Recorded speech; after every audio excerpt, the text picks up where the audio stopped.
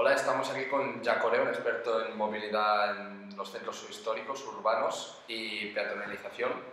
Hablaremos de este tipo de movilidad y los problemas y el análisis para actuar en las actuaciones a llevar a cabo sin dañar la integridad de los residentes y los turistas.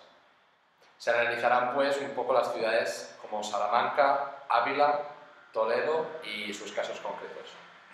Puedes poner su caso, señor. Bueno, en el caso del casco histórico de Toledo, donde se albergarán diferentes juntas de Castilla-La Mancha, se encuentran con problemas de aglomeración de la circulación de los automóviles por el centro, y para abordar problemas, los temas de movilidad y acceso a los centros históricos se han de hacer con enorme cuidado. Cualquiera de las políticas que se arbitren en esta materia deben tener cura de los objetivos globales de la preservación y mantenimiento de los centros históricos.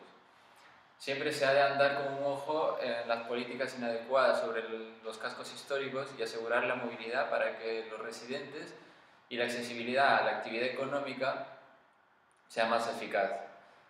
Bueno, 20.000 vehículos diariamente entran en el centro histórico de Toledo aproximadamente. Esto provoca altos niveles de saturación, sobre todo para los vehículos que necesitan aparcar.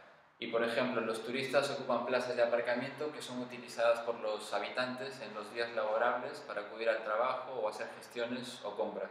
Pero también no cabe duda que potenciar el turismo cultural representa una importante fuente de ingresos para las economías locales y con eso se refiere a condicionar los centros históricos para ello. Claro, pero esta potenciación debe ser siempre respetuosa con el carácter de los cascos históricos. Hay que notar que, con el contexto de la movilidad y la accesibilidad de los turistas, son a la vez víctimas y causantes de los problemas de circulación. En cierta manera paradójica, parece que contribuyen a destruir aquello que buscan en los cascos históricos. Entonces, en los centros históricos, ¿cuál es la prioridad en cuanto a movilidad?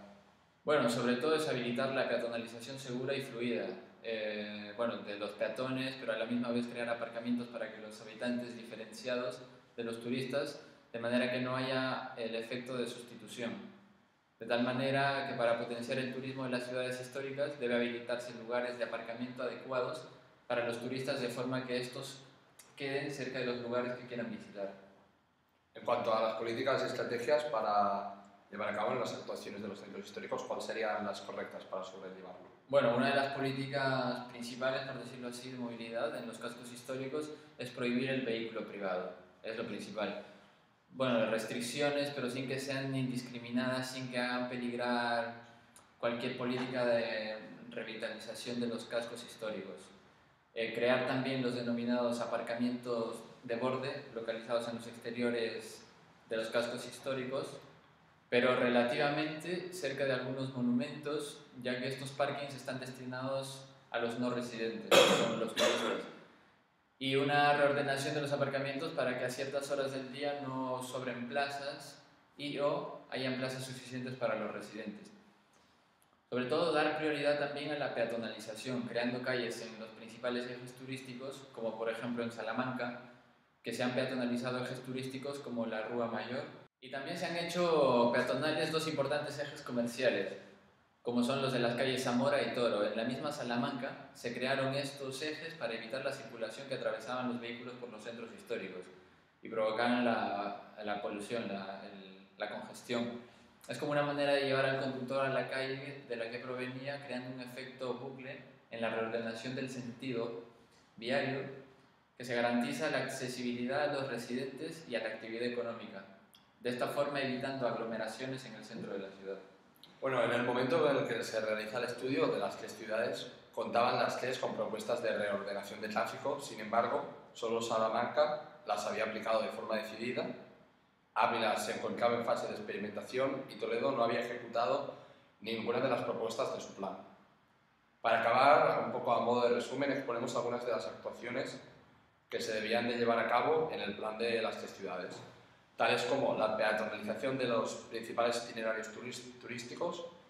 En el caso de que no sea posible la peatonalización, buscar formas menos rígidas como cortes temporales del tráfico, la reducción de la velocidad de la circulación en el casco histórico, una reordenación del viario, prohibición de aparcamiento de vehículos, construcción de aparcamientos borde y mejora de los servicios de transporte. Bueno, entonces ahora hablaremos también de los elogios y censuras de la peatonalización de los centros históricos. ¿Qué nos explicas de esto? Bueno, una de las funciones principales de la peatonalización es la disminución de la contaminación y de la accidentalidad, por lo que representaron unos términos favorables para llevar a cabo las peatonalizaciones, cuyo objetivo es la configuración de un espacio propicio para el comercio, para que puedan ser capaces de competir con las grandes superficies comerciales.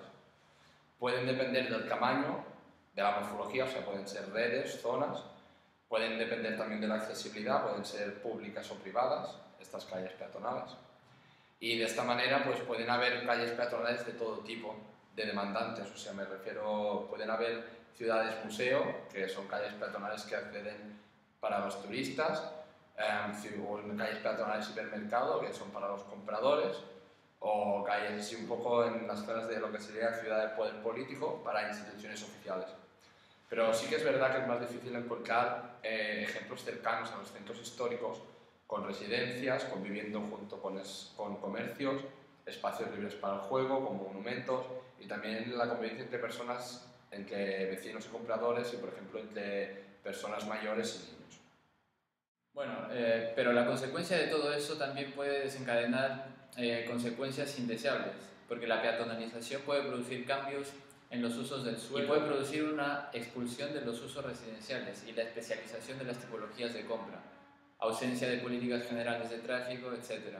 Pueden haber oscuras políticas tras las peatonalizaciones, en el sentido que con excusa de la peatonalización puedan provocar otros cambios que también que ver con los principios básicos de la peatonalización, más que un cambio del modelo de la zona en la que se va a peatonalizar.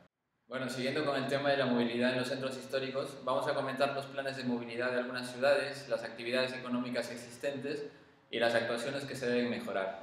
En Sevilla, por ejemplo, en la antigüedad, con sus 7.000 metros de muralla conteniendo casi 300 hectáreas, 13 puertas y 6 póstigos, ha sido siempre una red de circulación bastante densa y estrecha.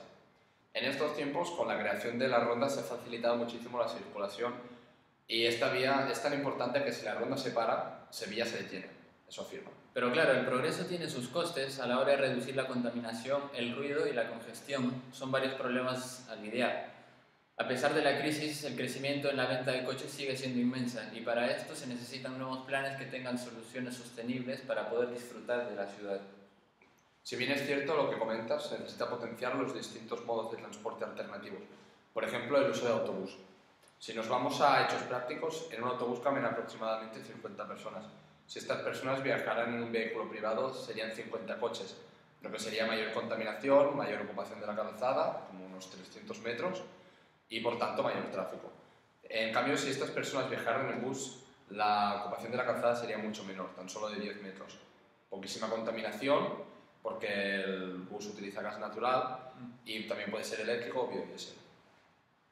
Por esto se están implantando medidas correctoras en el sistema de transporte. El incremento de la vía para autobuses ha mejorado la circulación, ya que ha incrementado en cierta forma la velocidad y así la eficacia. El incremento de los carriles bici y creación de nuevas zonas peatonales han sido las medidas más eficaces en materia de movilidad y urbanística. Es cierto, peatonalizar es recuperar el espacio urbano para el desarrollo de las actividades culturales, paseos para los vecinos, juegos de los niños, etcétera. En complejo sería como humanizar la ciudad. Por tanto, la conservación del casco histórico es recuperar la ciudad para las personas. Claro, dado esto, el Ayuntamiento instalará un sistema de control de acceso al casco histórico con un trato especial al residente, al comerciante y al transporte colectivo. También la renovación o cambio de distintas vías con el objetivo de mejorar el funcionamiento, reduciendo el ruido, contaminación y siendo más eficaz, logrando que los barrios estén más comunicados. Es cierto, la modificación de las vías ha contribuido en la correcta comunicación con las rondas, así logrando una mejor comunicación entre grandes arterias. Además de esto, el Ayuntamiento pide a sus habitantes que en cierta forma ayuden a identificar posibles calles que puedan ser peatonalizadas o que puedan cambiar el sentido único con el fin de mejorar la circulación y así tener una movilidad más segura. Bueno, hasta ahora lo que hemos visto, comentado, ha sido con respecto a Sevilla. Veamos ahora la movilidad en el centro histórico de Bolonia. Bolonia, situada en el norte de Italia, tiene uno de los centros históricos más cuidados de toda Europa. Su casco antiguo complica la movilidad de los vehículos, la baja calidad del aire se debe a la contaminación por el transporte. Es cierto, por ello se dedican recursos con la finalidad de reducir el vehículo motorizado propio e impulsar el uso de la bicicleta o el coche compartido. Para poder llevar a cabo de una forma correcta estos planes de movilidad, son 195 cámaras que controlan la ciudad, el acceso y algunos otros puntos importantes o infracciones, por ejemplo los coches que usan el carril bus. El objetivo principal de Bolonia es reducir el uso del transporte privado en un 14% e incrementar un 30% el uso de la bicicleta. Bien, ahora sigamos con Zaragoza. Los planes de movilidad en algunas ciudades varían muy poco. Todos apuestan por una ciudad más amable y sostenible. Es por eso que el objetivo es de hacer Zaragoza una ciudad más urbana y habitable, amable para sus habitantes y respetuosa con el medio ambiente.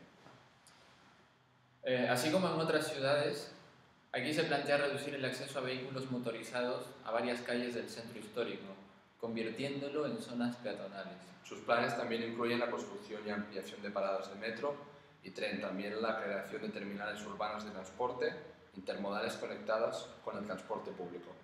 También incluirá la reordenación de la red de buses, implicando el aumento de los carriles de bus, logrando así una mayor regularidad y fiabilidad del servicio.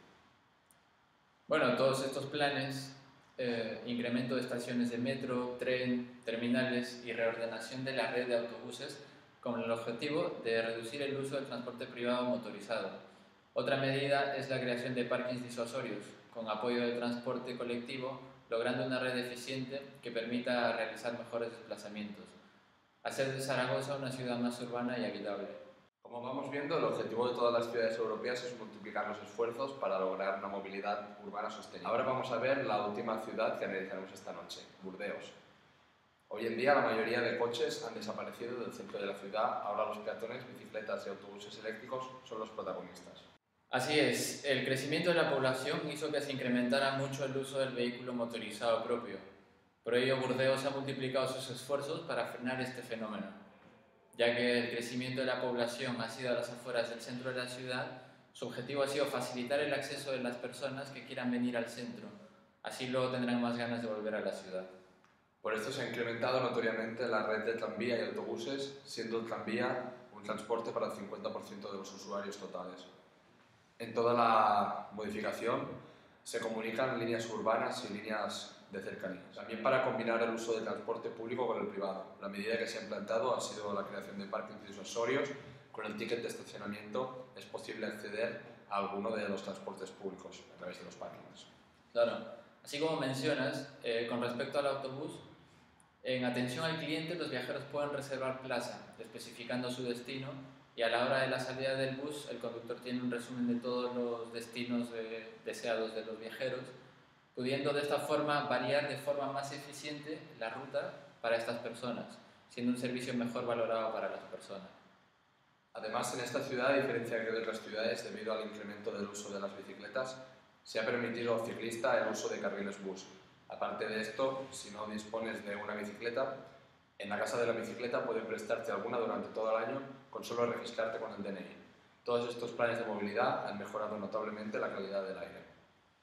Pues bien, hemos visto que cada ciudad busca una solución para poder desplazarse sin contaminar.